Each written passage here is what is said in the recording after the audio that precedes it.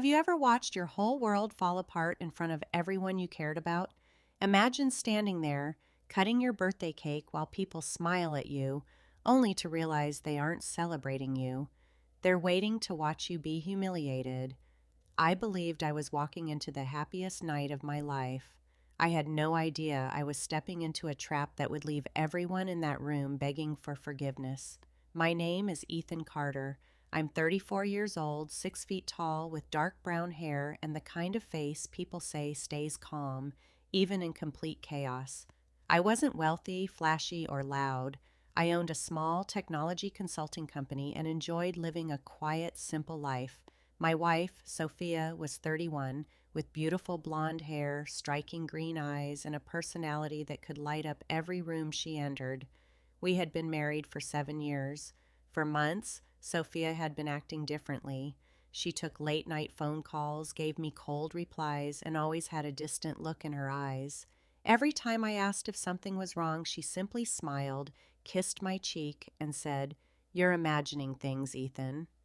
Then my birthday finally arrived.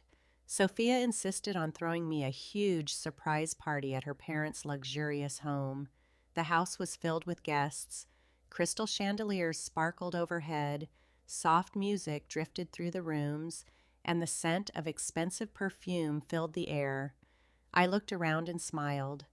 Maybe I had been wrong. Maybe everything was finally okay. Sophia walked toward me wearing a stunning black dress and holding a glass of champagne. Her parents stood behind her, while her younger brother, Jake, wore the same irritating smirk he always had. She raised her glass. "Everyone, may I have your attention?" The room became completely silent. I smiled, thinking she was about to give a heartfelt birthday speech. Instead, she pulled an envelope from behind her back and handed it to me. "Happy birthday, Ethan." I let out a nervous laugh. "What is this?" "Open it." I opened the envelope. My smile disappeared in an instant. Divorce papers. For a moment, I couldn't breathe. Then I heard it. Laughter. Not from one person, but from several. Jake laughed so hard he almost spilled his drink. Sophia's mother covered her mouth, trying to hide her smile. Her father slowly shook his head. Sophia folded her arms and looked at me as though I were a complete stranger.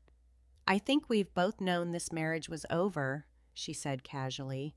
Everyone stared at me. I could feel every pair of eyes burning into me. Jake stepped closer. "Come on, Ethan. Don't look so surprised." More laughter echoed through the room. Sophia shrugged. "I deserve more. I deserve someone successful, someone exciting." My heart felt completely frozen. 7 years. 7 years of love had been turned into a public joke. I looked around the room one last time. Then I smiled, a genuine smile. Suddenly, every laugh stopped. Sophia frowned. "Why are you smiling?" I slowly reached into my jacket pocket. "You know what's interesting?" I said quietly. Her father narrowed his eyes. I placed another envelope on the table. "I've been waiting for the right moment tonight." Sophia looked confused. "What is that?" I opened the envelope and removed several documents. 3 months earlier, I had purchased a large company that had quietly been struggling with serious financial problems. It was the company her father owned, the same company he believed no one knew was drowning in debt. The color drained from his face. "No," he whispered. I looked straight at him. "As of yesterday, I officially became the majority owner." The room fell into complete silence. Jake's smirk vanished. Sophia stared at me. "What are you talking about?" I looked directly at her. "The salary your father receives, the family benefits, and every contract your brother works under." I paused. "I own all of it now." Not a single person spoke. Sophia's mother slowly lowered herself into a chair. Her father looked like he could barely breathe. Sophia grabbed my arm. "Ethan, wait." I stepped away. "No.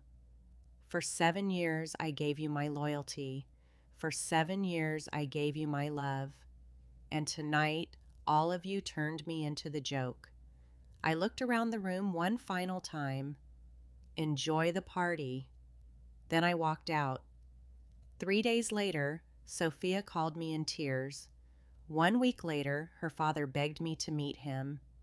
2 weeks later, Jake apologized. It's funny how quickly people laugh when they believe you're weak, and how quickly they beg for mercy when they realize they betrayed the wrong person.